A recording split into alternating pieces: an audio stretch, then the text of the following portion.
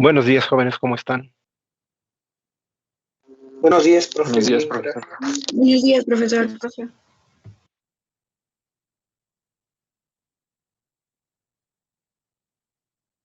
Buenos días, profe.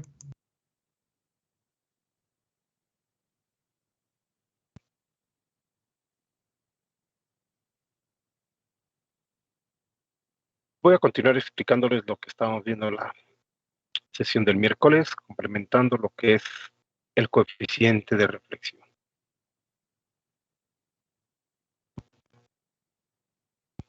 Creo que ya pueden ver mi pantalla, ¿verdad?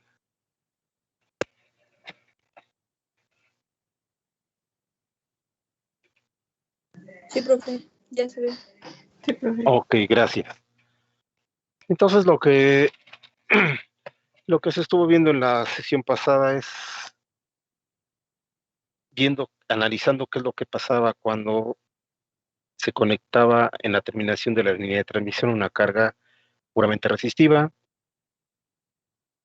una carga, bueno, más bien una carga, en este caso que fuese reactiva, ¿sí? Inductiva o capacitiva.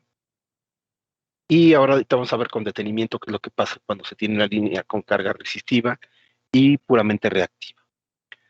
Recordando que se hizo un ejemplo en donde se tiene que ZR vale 3 veces Z0.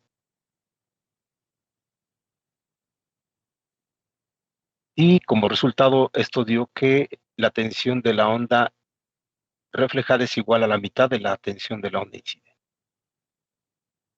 Recordando que la tensión de la onda incidente es igual a Z0 por la corriente de la onda incidente y que la tensión de la onda reflejada es igual a menos Z0 por la tensión de la onda reflejada de corriente. Si despejamos esta, entonces nos quedaría que la corriente de la onda reflejada es igual a menos, en este caso, la corriente de la onda incidente dividida sobre.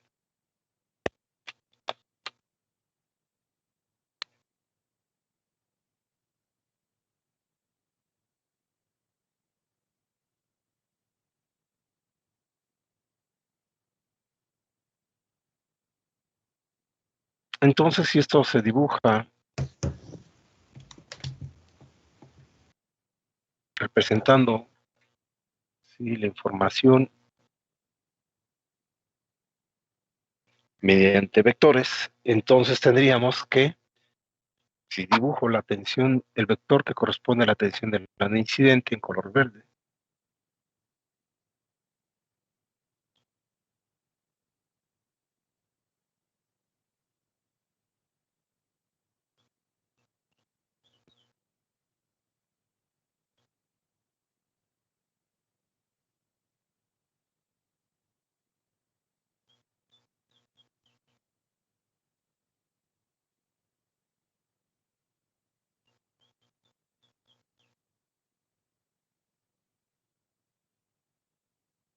¿en dónde debería de estar dibujado el vector que representa la tensión de la onda reflejada?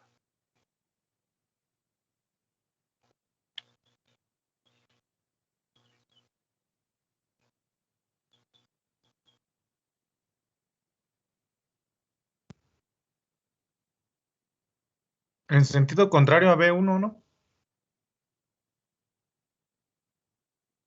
No. Si despejamos de esta ecuación,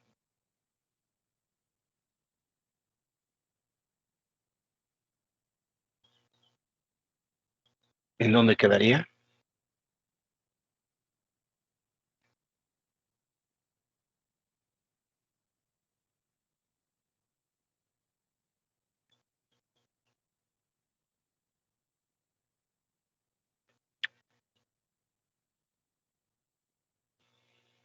Adelante de B1.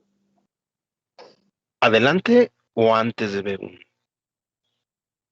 Antes de B1. Antes de B1. Debería ser, voy a ponerlo aquí en color rojo, a la mitad de la tensión de la onda incidente.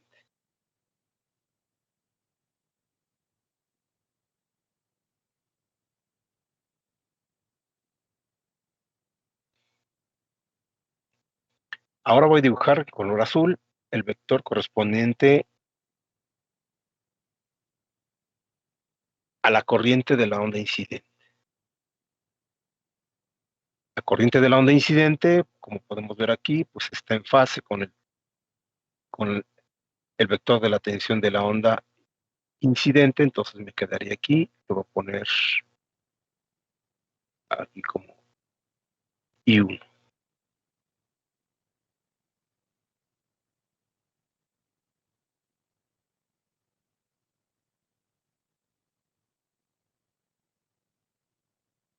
¿Hacia dónde me quedaría dibujado el vector que representa la corriente de la onda reflejada?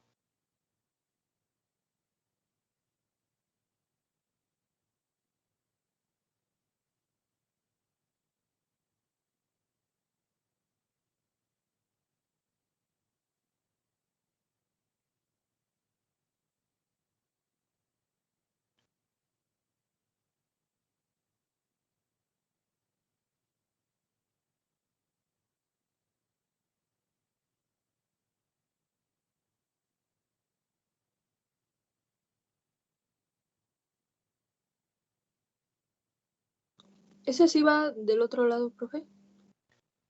Si echamos un vistazo a esta ecuación, nos dice que vale la mitad de la magnitud de la onda incidente, pero en contrafase. Exactamente como comentó su compañera, este quedaría dibujado en este lado.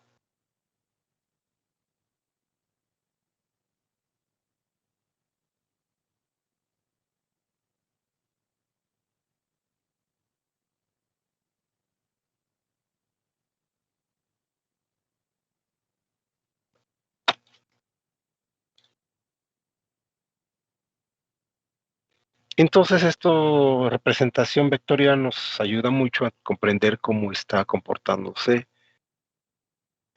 tanto lo que es la tensión de la onda incidente como la tensión de la onda reflejada. Particularmente, esto es lo que sucede cuando se conecta directamente en la línea de transmisión una carga puramente resistiva.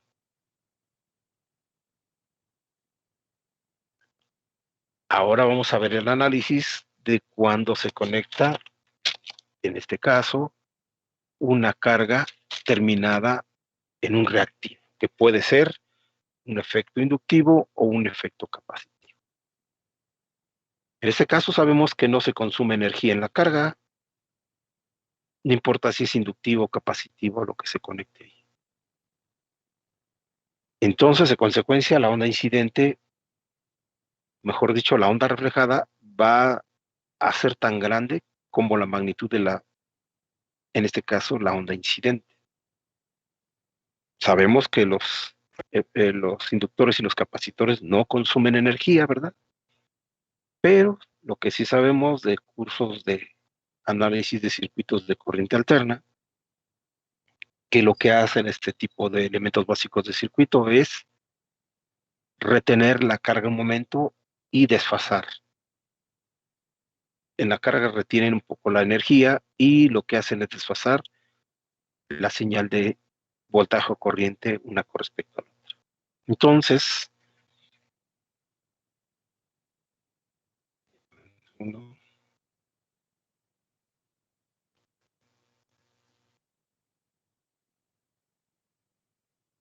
hicimos el cálculo de cuando la impedancia en el receptor vale J veces Z0 y esto resultó con un coeficiente de reflexión igual a J. Y el otro caso, cuando ZR entre Z0 vale menos J, o ZR igual a menos J, Z0, y esto resultó con un coeficiente de reflexión igual con valor de menos J. El primero de ellos corresponde a un efecto inductivo y el segundo corresponde a un efecto capacitivo.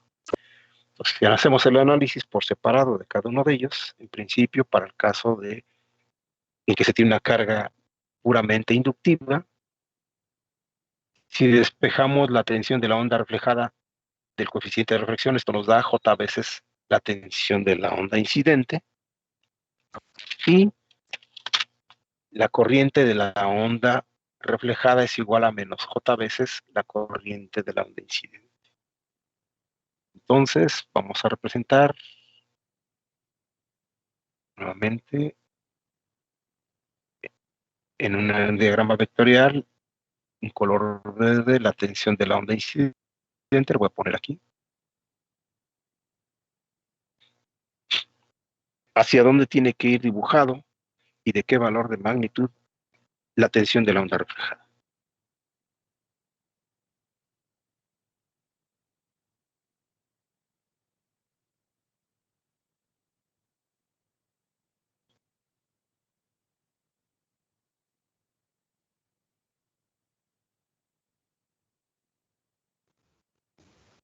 Sería el lado contrario, ¿no, profe? No, ¿No es igual a la onda incidente? ¿y en dónde debería de ir dibujada? Si es igual en magnitud, porque es lo que nos dice la ecuación, que es Sobre el la valor también vertical. ok, en el eje vertical, en el lado positivo. Así es. Entonces, más o menos debería de estar por aquí.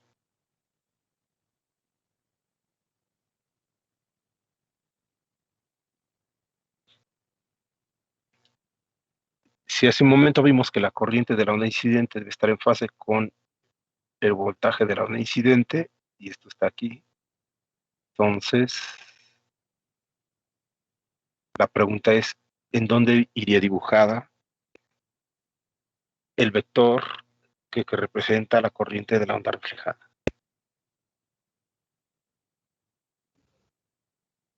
En vertical hacia abajo. Ok, con una magnitud del mismo valor, ¿verdad? Nada más que ahora Sí. hacia abajo.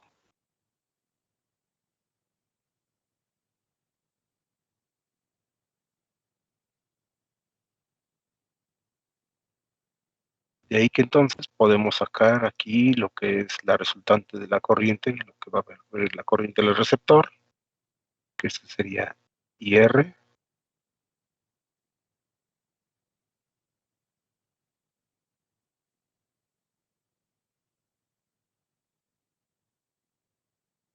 y aquí tendríamos el voltaje en el receptor, que sea el vector resultante.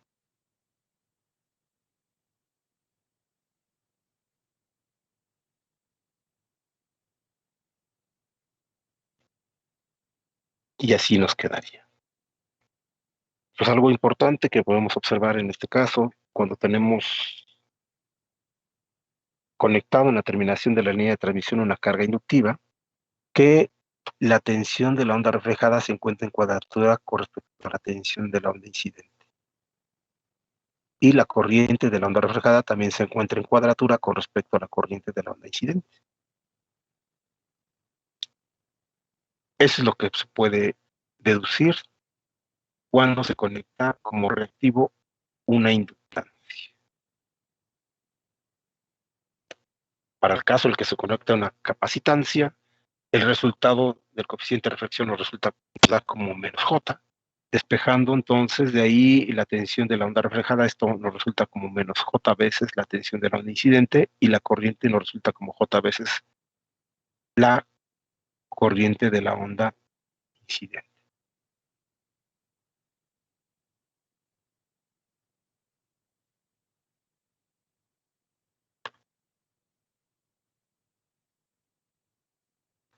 Nuevamente voy a poner en color verde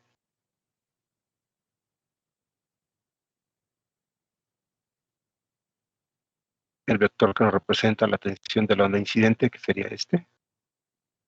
Ahora la tensión de la onda reflejada, ¿a dónde queda dibujado?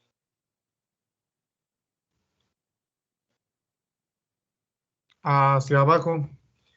El eje vertical hacia abajo con la misma magnitud.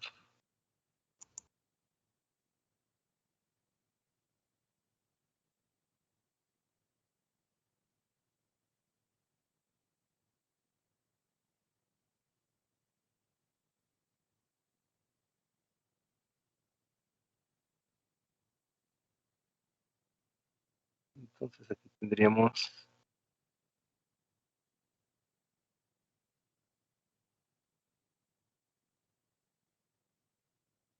el voltaje resultante.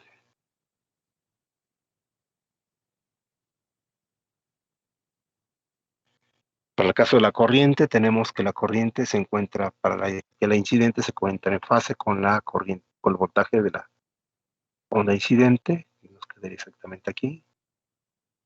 Y ahora, ¿dónde quedaría el vector dibujado de la que representa la corriente de la onda reflejada?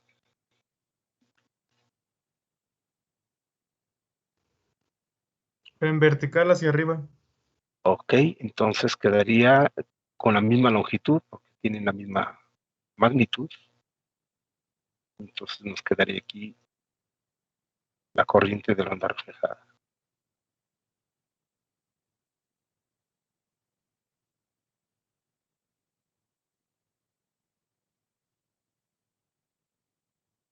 Entonces aquí sería IR.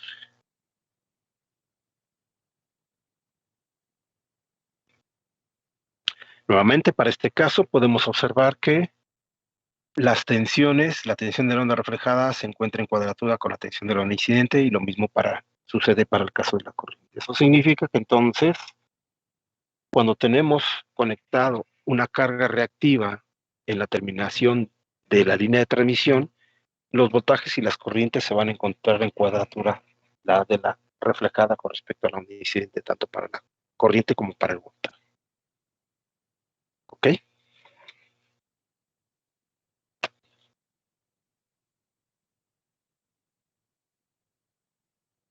Pero pues eso no es el caso en el que siempre pues vamos a caer.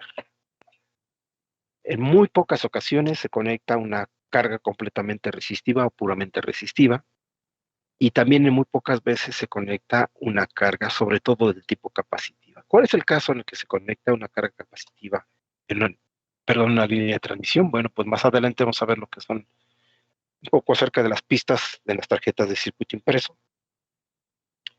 Y ustedes saben que cuando se utilizan compuertas de tecnología CMOS, que son basadas en transistores de efecto de campo, pues ese efecto de campo lo que nos da un equivalente eléctrico con un capacitor. Por lo tanto, la entrada de una compuerta de tecnología CMOS equivalentemente es tener un capacitor.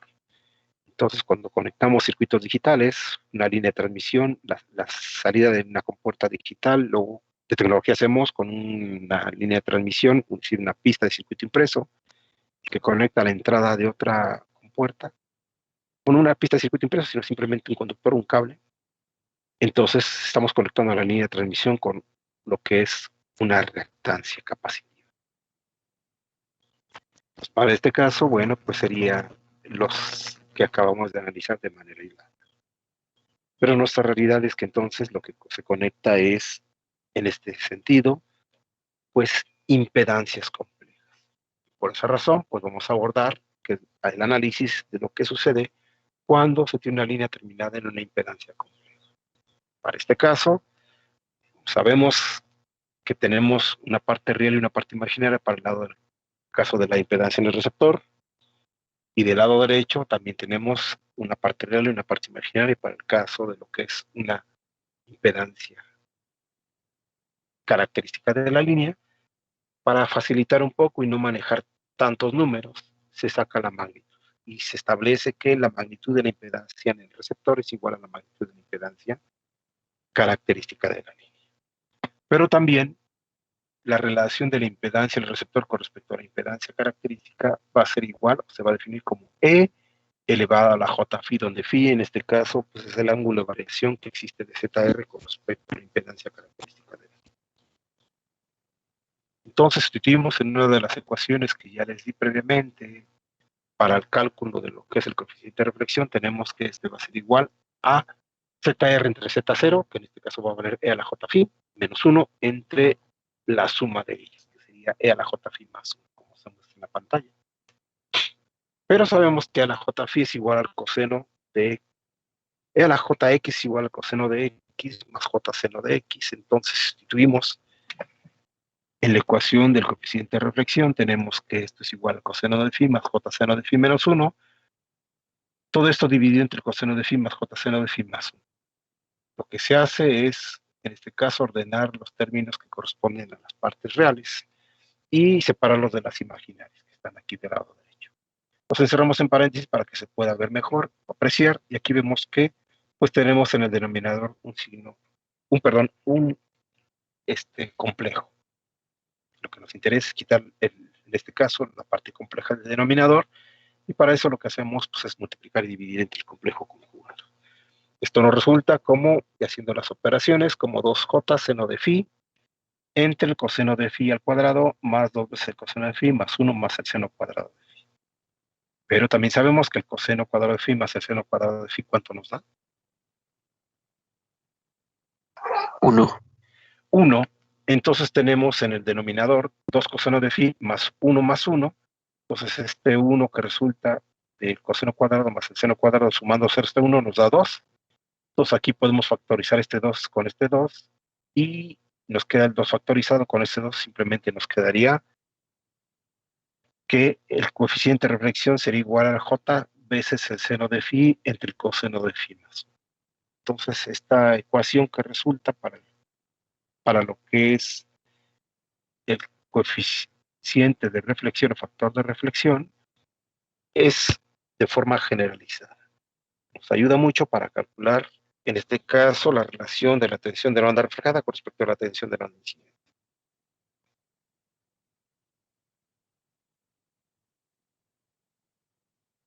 Y algo que podemos ver es que la relación que existe entre la función trigonométrica seno y la función trigonométrica coseno es una diferencia de 90 grados. Por consiguiente, entonces, siempre va a resultar que se encuentra en cuadratura este resultado. Es decir, porque pues, tenemos la función seno dividida entre la función coseno. Y entonces, por ejemplo, la diferencia en fase entre lo que es la impedancia en el receptor y la impedancia característica vale 90 grados. Si sustituimos aquí, a ver, verifiquen si esto resulta con el valor de J, por favor.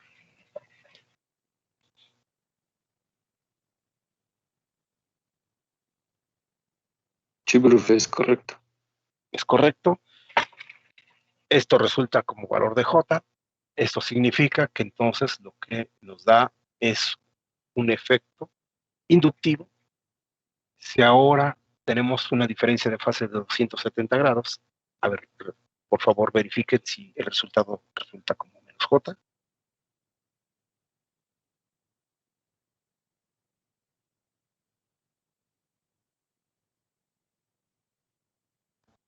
Sí, profe. ¿Ok? Entonces, este resultado nos dice que entonces lo que tenemos es un efecto con carga capacitiva. ¿Qué pasa si phi ahora vale 45 grados?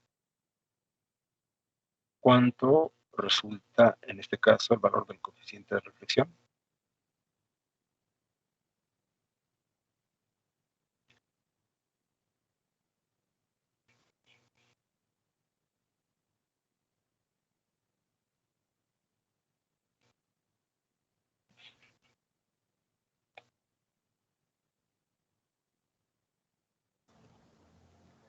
A mí me da 0.41. A mí igual, profesor, me da .41. Ok, esto resulta como .4142 J, ¿no?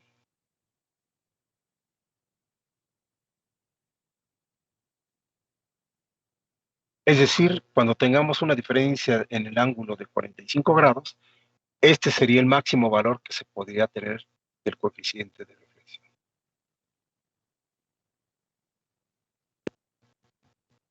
Es el Bmax que podríamos obtener. Ahora, ¿qué pasa si phi vale 0? Sabemos que cuando phi vale 0, eso significa que la impedancia en el receptor es igual a la impedancia característica de la línea. Y por consiguiente, el coeficiente de reflexión nos resulta con un valor de 0, porque nos queda J0 de 0, el coseno de 0 más 1. Eso significa entonces que esta fórmula que puse aquí, pues es una fórmula generalizada que abarca todos los posibles casos que se puedan conectar en la terminación de la línea.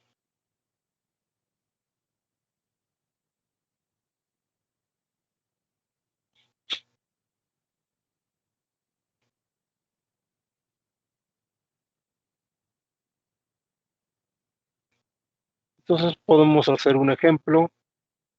Por ejemplo, ¿qué pasa si ZR es igual a Z0 si es de menos 45 grados? A ver, verifiquen si el resultado que estoy poniendo en pantalla es correcto, por favor.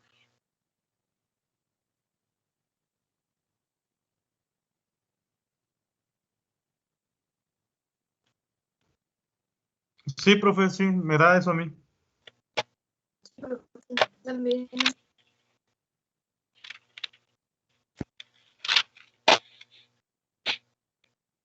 Ok, es correcto. Entonces, si esto lo dibujamos, o lo dibujo,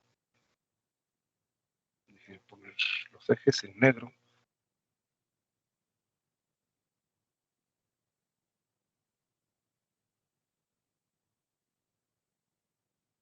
En color verde voy a poner el vector que representa la tensión de la onda incidente. ¿Hacia dónde quedaría el vector de la onda reflejada?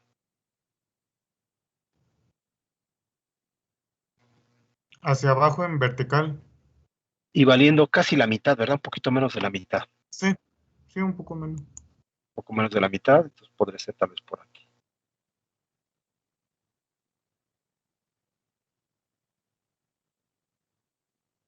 Y aquí me quedaría entonces BR, que sería el voltaje en el receptor. Pero también podría calcular el ángulo que hay en este caso como teta, ¿sí? El ángulo que existe entre lo que es la horizontal y la resultante que tengo aquí, donde teta, en este caso, la tangente de teta sería igual a lo que es el coeficiente de reflexión. Por lo tanto, teta sería igual a la tangente a la menos 1 o el arco tangente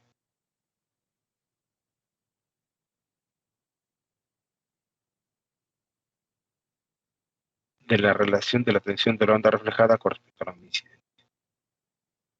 Si la onda incidente vale 1, entonces en este caso la onda reflejada valdría 0.4142. ¿Cuánto da en este caso el ángulo?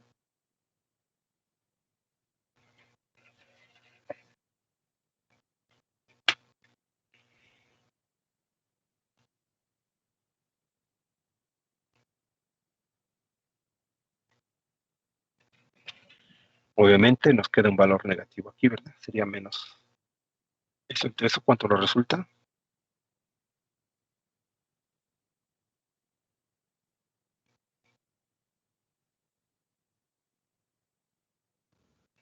Menos 22.5 grados. Sí, muy próximo a menos 22.5. Da menos 22.49, ¿no? Algo así. Sí, sí, 49.999. Algo así. Ok, aquí entonces aquí tenemos un ángulo de menos 22.5 grados. Ahora, si dibujamos el de corriente, voy a poner en azul la corriente, la corriente está en fase a la onda de tensión, obviamente estoy hablando de la corriente de la onda incidente, y donde me quedaría, en este caso, el vector que representa la corriente de la onda reflejada.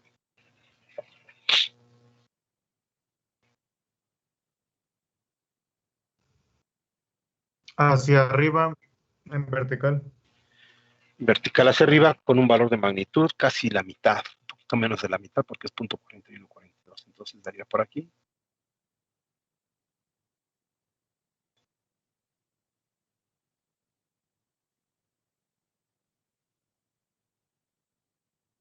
Entonces la resultante daría aquí,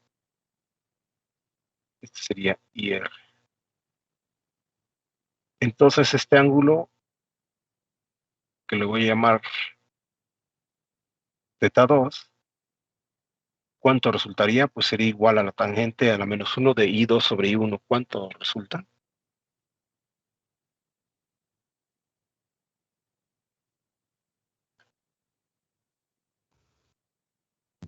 22.49. Ok, gracias. Resulta del mismo valor, ¿verdad? De Sí. 22.5 prácticamente grados. Son grados. Entonces vemos que se puede determinar los ángulos también de lo que es la resultante de ambos vectores.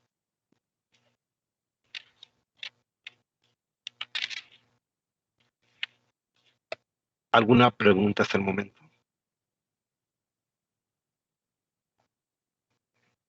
Bueno, y No, por lo profe. que, perdón, ahorita sí te atiendo, y por lo que resulta, vemos que nos queda un efecto capacitivo.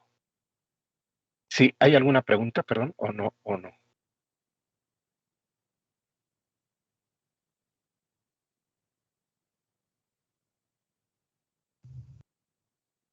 Ninguna, profesor. ¿No? ¿Sí queda claro?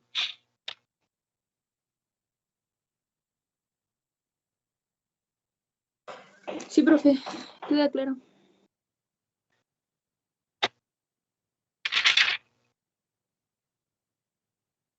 Entonces, por lo que podemos ver aquí, esta fórmula realizada nos da una idea de qué es lo que está pasando cuando tenemos valores diferentes de impedancia en lo que es de la carga con respecto a la impedancia de la línea, la impedancia característica de la línea. Y vemos que todo esto nos resulta en lo que es vectores. Y tenemos en este caso que graficar en el eje real y en el eje imaginario los resultados que en este caso pues se van obteniendo. Por esa razón entonces podemos definir, ¿sí?, o dibujar un plano complejo de impedancias. Y entonces siempre que veamos la relación de ZR entre Z0, a esta relación se le va a conocer como la impedancia normalizada. ¿Por qué se normaliza? Para evitar tener valores tan grandes, porque ZR puede tener valores muy grandes, hasta de megas. Entonces, si yo normalizo, reduzco un poco, en este caso, los resultados que da. Ahora, se te deja en términos de Z0, porque como les expliqué en su momento cuando vimos cable coaxial y cable bifilar, la línea de transmisión puede tener diferentes valores de impedancia. Particularmente para el caso de la línea bifilar, la impedancia depende mucho de la separación entre los conductores. Entonces, ese valor de impedancia va a tener un valor, pues, cambiante, dependiendo de qué tan separados se encuentren uno del otro. Para casos de la línea de transmisión coaxial, que sabemos que su impedancia depende de la relación de los radios de los conductores empleados en su construcción, sabemos que típicamente tenemos dos valores que son los más comunes. El que se utiliza en los sistemas de televisión y circuito cerrado, que son de 75 ohms, y el que se utiliza en lo que es mediciones, que es de 50 ohms. Entonces, por esa razón, y dado de que cuando hacemos conexiones, por ejemplo, con pistas de circuito impreso, estas pueden tener diferentes valores de impedancia, como lo veremos en su momento en un apartado de este curso. Entonces siempre se va a dejar esta relación de la normalización en términos de Z0. No necesitamos saber, en este caso, cuánto vale el valor de Z0. Y no es necesario porque si nos vamos otra vez al resultado que estuvimos analizando, se acaba de resolver, vemos que en este caso, como dato, nos dan que la impedancia en el receptor vale Z veces 0, que es la impedancia de la línea, pero que se tiene una diferencia de fase de menos 45 grados. Si se fijan en este ejemplo, nos están diciendo cuánto vale Z0, es decir, nos dice cuánto vale la parte real y cuánto vale la parte imaginaria. Sin embargo, lo único que nos da en este caso es la diferencia en grados de la fase que hay entre una y otra. Y esto nos resulta con un valor que está aquí ¿verdad? O este mismo, cualquiera de los dos, nos da un indicio de que lo que se está conectando ahí es un efecto capacitivo, es decir, parece que se conecta un capacitor por los resultados que nos da. Entonces, no necesariamente necesitamos que nos den la parte real y la parte imaginaria de Z0 para poder determinar qué tipo de impedancia se está conectando en la terminación de la línea. Simplemente con que en algún dato, por ejemplo, aquí nos dio el ángulo y fue suficiente para poder deducir que lo que se conectó fue un capacitor. De la misma manera, por esa razón, aquí se deja en términos de Z0. Y como bien les expliqué, pues Z0 va a tener diferencias. Ahora, a lo que es muy importante es que el coeficiente de reflexión nos da un indicativo de qué tanta diferencia hay entre lo que es el valor de la impedancia en el receptor con respecto a la impedancia característica de la línea de transmisión en cuestión. De tal manera que cuando ZR es igual a Z0, sabemos que el resultado del coeficiente de reflexión nos da 0. Eso significa entonces, y en lo que es el electromagnetismo, particularmente en el área de líneas de transmisión, significa que si ZR es igual con Z0, se dice que el sistema se encuentra acoplado. Y cuando se encuentra acoplado, no existe onda reflejada. Espero que quede claro que entonces nos dicen las ecuaciones de la línea de transmisión que la tensión total en una línea está conformada por un término que involucra lo que es la capacidad, lo que es en este caso la onda incidente de tensión y de corriente, y en otro término la onda reflejada, tanto de tensión como de corriente. Entonces significa que si tenemos bien acoplado nuestro sistema, es decir, que la impedancia en el receptor es igual a la impedancia característica de la línea, entonces el sistema se va a encontrar acoplado y por consiguiente el coeficiente de reflexión vale 0 y por tanto el voltaje y la corriente en la carga solamente va a estar compuesta por la onda incidente. Obviamente la onda de tensión va a valer 0. Pero si no tenemos ese caso, entonces siempre vamos a tener un valor diferente de 0 para el coeficiente de reflexión, que en este caso involucrará que tenemos una parte real y una parte imaginaria como resultado del mismo en términos de lo que son impedancias. Por esa razón, pues es importante poder representar las impedancias en un plano complejo como se está mostrando ahorita en la pantalla. En donde podemos ver que si tenemos un eje coordenado R2 o XY, en la parte del eje horizontal, a partir del 0 hacia la derecha, va a estar representado por lo que son las resistencias, por los efectos resistivos. Del 0 hacia la izquierda no, porque nos daría una resistencia negativa y eso no tiene sentido. Por esa razón solamente se toma del centro hacia la derecha, y si me voy sobre toda esta línea que estoy ahorita mostrando, entonces se refiere puramente a efectos resistivos. Del mismo 0 yéndolo sobre el eje vertical, si me sigo sobre la misma línea hacia arriba, voy a tener valores de inductancias. ¿Por qué? Porque el resultado me da como J, y del origen, donde se cruzan los dos ejes hacia abajo, voy a tener valores de menos J, por lo consiguiente, efectos capacitivos o correspondientes a inductancias. De tal manera que si entonces yo dibujo un punto, por ejemplo aquí, voy a poner una especie de X. Aquí en este punto voy a tener un valor real, que lo voy a llamar Rx, que este se va a proyectar hacia acá, y un valor imaginario, que en este caso va a ser más J omega Lx. ¿Por qué omega? Porque pues depende en este caso la impedancia de la frecuencia, y Lx que corresponderá al valor de la reactancia, que en este caso me da positiva y corresponde a una inductancia. Si yo dibujo otro punto, por ejemplo, ahora aquí, pues obviamente voy a tener su correspondiente, ¿sí?, proyección hacia lo que es la resistencia. Si aquí en este punto tendría un valor RY más, o perdón, aquí sería menos, que es signo negativo, menos J omega CY. Es decir, porque ahora tengo un valor negativo, eso corresponde a lo que es una reactancia del tipo capacitivo. ¿Sí queda claro?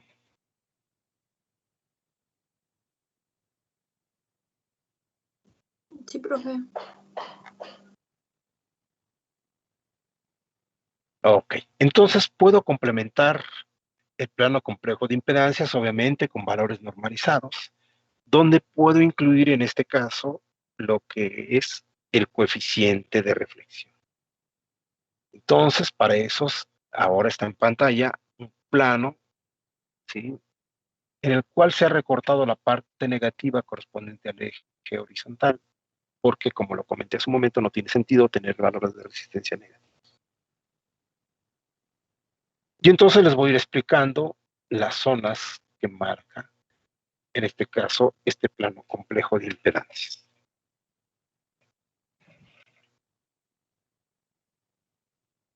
Voy a empezar con la parte real. Exactamente en este punto, la impedancia en el receptor vale 0. Y sabemos que cuando tenemos un valor de impedancia en el receptor igual con 0, tenemos la condición de cortocircuito. Y cuando tenemos un cortocircuito, ya lo vimos haciendo un ejemplo, que el coeficiente de reflexión en este caso nos resulta con un valor de -1. Si nos vamos hacia la derecha, entonces vamos a llegar a un punto en el cual encontraremos que tenemos el valor de la impedancia del receptor igual a la impedancia característica de la línea. Y a partir de ahí vamos a tener valores de ZR mayores que Z0. Antes de este punto, vamos a tener valores de ZR inferiores a Z0. Por consiguiente, esta zona hasta este punto vamos a tener valores de resistencias pequeñas. Y a partir de ZR igual con Z0 hacia la derecha vamos a tener valores de resistencias altas. De tal manera que podemos llegar hasta un valor donde ZR vale igual con infinito, y sabemos que cuando se sucede esa condición, el coeficiente o factor de reflexión vale 1. Y a esta condición normalmente la conocemos como condición de circuito abierto.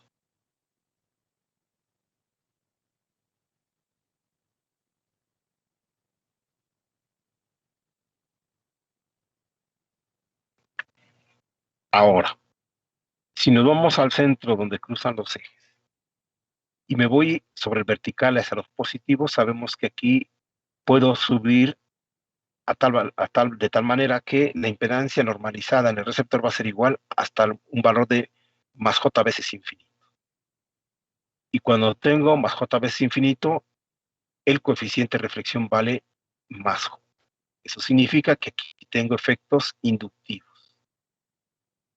Entonces, conforme me encuentre más cerca del origen donde se cruzan los ejes, voy a tener inductancias pequeñas, y después de este valor que está denotado por esta media circunferencia denota el valor donde la magnitud de la impedancia en el receptor es igual a la magnitud de la impedancia de la línea. Por debajo de esta zona voy a tener inductancias pequeñas y después voy a tener una zona de inductancias altas.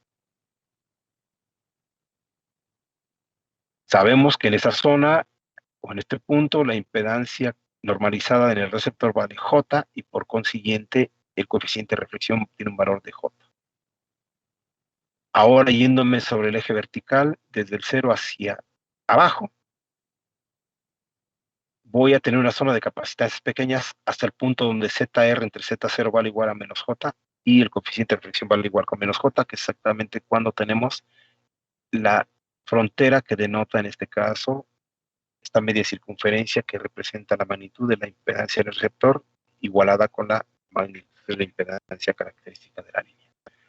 Por debajo de estos de esta zona vamos a tener capacitancias de valor pequeño. Y pasando ese punto vamos a tener capacitancias de valor alto. Aquí en este punto donde se presenta el cortocircuito tenemos que la magnitud del coeficiente de reflexión vale 1. Ojo, aquí es la magnitud y aquí simplemente el valor del coeficiente de reflexión. Pues con este tipo de planos, lo que nosotros podemos tener es una representación del valor de la impedancia normalizada en el receptor y su posible valor correspondiente a su factor o coeficiente de reflexión. Esto es muy importante porque, pues como lo comenté hace un momento, no siempre podemos tener un acoplamiento perfecto, que es lo que nosotros buscamos. Por ejemplo, en un sistema de televisión de nuestras casas. Recordarán que les comenté que en el sistema antiguo lo que se utilizaba era un televisor que captaba señales de canales analógicos y en esos tiempos, estoy hablando de los años 80, las antenas que se vendían para captar las señales libres de televisión tienen una impedancia de 300 ohms. Entonces, haciendo un pequeño esquema de lo que estoy comentando, lo que se tenía era la antena con una impedancia característica de 300 ohms, luego una línea de transmisión de 300 ohms y finalmente su receptor, que en este caso pues es el televisor. Entonces, si la impedancia de la antena es de 300 ohms, la línea tiene 300 ohms y la impedancia de entrada del televisor tiene 300 ohms, el sistema se dice que está perfectamente acoplado. Pero recordarán que les comenté que en ese momento, o en esas épocas, las líneas de transmisión que se utilizaban o los cables que se utilizaban para conectarse la antena con lo que es el receptor, sobre todo en los techos de las casas, debido a la exposición a los rayos ultravioletas del sol, continuamente, día con día, ¿verdad? Durante lo que eran los periodos de sol, se separaban los conductores, por consiguiente cambiaba la impedancia. Y entonces se tenía desacoplamientos y esos desacoplamientos sabemos que nos generan reflejos. ¿Por qué? Pues porque incrementan en este caso la amplitud de la onda reflejada. Y entonces lo que se mostraba aquí en la pantalla o en el cinescopio del televisor era señales fantasma. Posteriormente se cambió a los sistemas de 75 ohms, donde ahora de hecho coincide con los televisores que tenemos en nuestras casas, la mayoría tenemos de ese tipo, y ahora la impedancia está en este caso normalizada a 75 ohms. Utilizamos un cable coaxial, un RG59 de 75 ohms, si es que utilizamos un cable de bajo costo, y si utilizamos un cable de mejor gama, pues utilizaría un RG6. Entonces, ahora lo que se tiene que hacer es utilizar 75 ohms de la línea, y la antena que normalmente utilizamos, si es que ustedes solamente captan canales abiertos de la televisión digital, pues su antena debería de estar calculada para que les dé una impedancia característica de 75. Si no es así, se tiene que utilizar un acoplador de impedancias. Y con eso, pues tener el acoplamiento perfecto. De otra manera, si no se hace ese acoplamiento perfecto, vamos a tener aquí una onda reflejada de mayor amplitud y entonces va a afectar la calidad de la imagen que estemos viendo. Entonces, por eso es muy importante que en este caso se aclare para qué sirve el análisis o el estudio de ese tipo de sistemas. Es importante que las impedancias, para que se pueda tener la máxima transferencia de potencia, las impedancias utilizadas en cada una de las etapas de los sistemas sean las apropiadas, porque las ecuaciones de la línea de transmisión, hasta ahorita lo que hemos visto, nos indican que para tener la máxima transferencia de energía, que aquí, bueno, no lo vemos de forma directa, pero sí de forma indirecta, y que no tengamos la componente de la onda reflejada de tensión y de corriente de la señal, entonces deberíamos tener la condición de que la impedancia en el receptor es igual a la impedancia característica de la línea. Particularmente en este sistema de captación de señales de televisión, la antena correspondería a lo que es el transmisor o el generador. ¿Por qué razón? Pues porque es la que está generando la señal que va a ir hacia el televisor, y en este caso el televisor sería el receptor. Entonces es muy importante que se ponga atención en este tipo de conexiones para que pues cumplamos con lo que establece en este caso la teoría de las líneas de transmisión y tratar de lograr que el coeficiente de reflexión tenga un valor ideal que sería muy cercano a cero o preferentemente cero, cosa que es un gran reto para los ingenieros de diseño. ¿Ok? ¿Es complejo todo este tipo de análisis? Sí lo es. ¿Por qué razón? Pues porque, bueno, aquí que le estoy dibujando en la parte superior derecha, el sistema de televisión es muy fácil de poderlo visualizar. Pero no solamente este tipo de análisis se presenta a esos ejemplos, sino que hay todavía ejemplos que son más ad hoc a la realidad y que además se vuelven más complejos. ¿Como cuáles? Como por ejemplo cuando ustedes hacen sus diseños digitales. Cualquiera de ustedes pensaría que es muy fácil agarrar y poner las condiciones de un circuito combinatorio, que es el más fácil de poder diseñar. Hacemos el código, nuestra tabla de códigos, código BCD 8421, ponemos las condiciones, aplicamos los teoremas y los postulados para reducir funciones y entonces tener o llegar a un circuito que en este caso sea basado en compuertas y que sea altamente eficiente porque pues lo que queremos hacer es una reducción de funciones que nos permita tener una pues mayor eficiencia en su uso y sobre todo utilizando el mínimo de componentes. Eso es lo que les enseñan. Pero una vez que ya hicieron los cálculos, hicieron su reducción de funciones, ya sea por un método analítico, utilizando los postulados, ¿sí? Los teoremas, o mediante un método tabular, ¿sí? Es decir, el método por mapas de Carnot, mediante un método gráfico o por postulados, o la otra a través de un método tabular por Winnie-McCluskey. Cualquier método que ustedes utilicen, bueno, reducen finalmente las funciones, les quedan sus diagramas, y entonces lo que hacen físicamente es implementar una tarjeta de experimentación o protoboard. Entonces conectan la salida de una compuerta de tecnología CMOS a la entrada de una compuerta de tecnología CMOS con un par de conductores de longitud X, que solamente ustedes saben de cuánto es. A veces compran los jumpers ya de ciertas longitudes físicas. Y la separación que ponen a veces no amerita una longitud tan larga del jumper. Entonces, manejan señales digitales de ciertas frecuencias con ciertas características y lo que están haciendo es que esos conductores que están utilizando para conectar la salida de una compuerta a la entrada de la siguiente caiga dentro de lo que es una línea de transmisión. El problema es que la impedancia de salida de una compuerta digital es puramente resistiva. Como ustedes en este caso no hacen un trazado de las pistas ni tampoco de las conexiones de sus cables, sino simplemente pasan el cable por donde sea y utilizan uno de longitud cualquiera que sea, el que se encuentran allí en su caja de herramientas, y lo conectan a la entrada de una compuerta CMOS, donde la impedancia de entrada de compuerta CMOS es un capacitor. Entonces tienen un sistema completamente desacoplado. De los peores casos que se pueden encontrar. Entonces su diseño electrónico no está completo. Solamente han hecho la reducción de funciones y a la hora de la implementación del sistema, pues les está fallando hacer ese análisis desde el punto de vista de la óptica de un ingeniero en electromagnetismo o que conoce de líneas de transmisión. Entonces, todo esto se presenta en la vida real, sí, ¿y dónde? Bueno, pues uno de los casos donde comúnmente se puede observar todo esto es cuando destapamos, por ejemplo, nuestra computadora de escritorio. Las computadoras y todos los sistemas basados en procesadores presentan una gran cantidad de problemas de este tipo porque no todas las pistas que se diseñan están calculadas para que tengan, en este caso, una impedancia acoplada tanto a la entrada como a la salida. Entonces, esto hace que un sistema electrónico digital se vuelva muy complejo y muy complicado. Y por eso muchas veces resulta que cuando conectamos el osciloscopio a las señales digitales, vemos que aparecen señales fantasmas o aparecen señales que están bailando o moviéndose demasiado, tanto en amplitud como en este caso frecuencia o fase.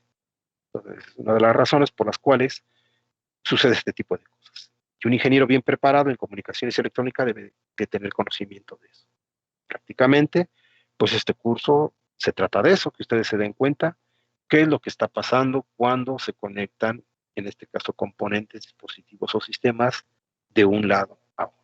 Y de ahí la importancia, como les comenté, en lo que fue la presentación del curso, que la parte bonita de esta asignatura es comprender, aunque la matemática es muy sencilla, comprender lo que nos está, en este caso, representando esas ecuaciones y darle el sentido apropiado para entender los fenómenos físicos que se están presentando. ¿Por qué razón?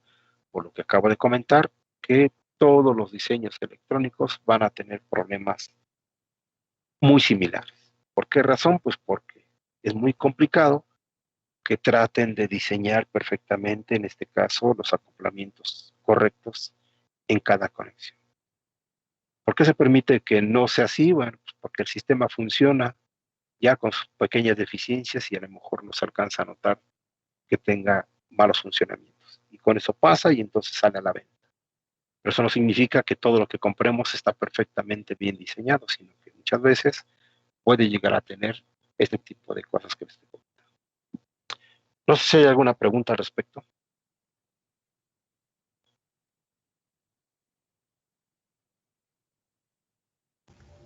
Por el momento no, profe.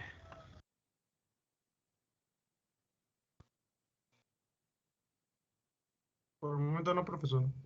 Entonces es importante que siempre le demos el énfasis adecuado a las ecuaciones, ¿sí? A estas ecuaciones que hemos estado viendo, ¿sí? Y no leerlas como B2 igual a JB1, porque eso no dice nada, sino que hay que darle las interpretaciones adecuadas o correctas, donde nos dice la primera de ellas que la tensión de la onda reflejada es igual a menos J veces la magnitud de la tensión de la onda incidente.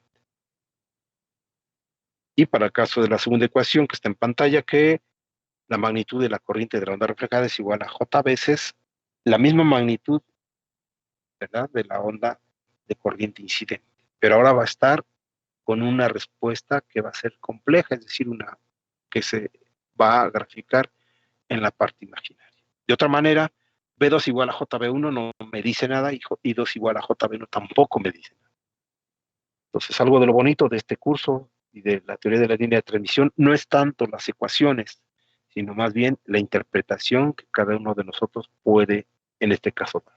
Y, como han visto, conforme se ha ido avanzando en la explicación de este curso, pues he tratado, en este caso, de evitar cometer el error, porque es muy fácil decir B2 igual a JB1, sino tratar, en este caso, de leer lo que implica la representación de esas ecuaciones. Y de esa misma manera, ustedes deben de tratar de esforzarse porque esto también se dé, dado que esto nos va a permitir o les va a permitir a ustedes tener una mejor comprensión de qué es lo que está pasando en el sistema.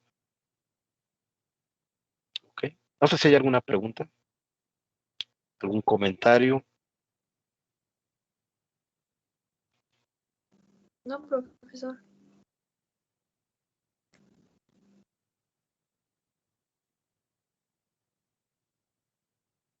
Por el momento no, profesor. No, profesor, ninguno. Bien, si es así, entonces hasta aquí le vamos a dejar por hoy. Vamos a continuar, en este caso, el próximo martes, con demás cosas del tema y que, bueno, de aquí en adelante se van a ir ocupando todos los conceptos que se han estado viendo, así es que den una buena estudiada a todo.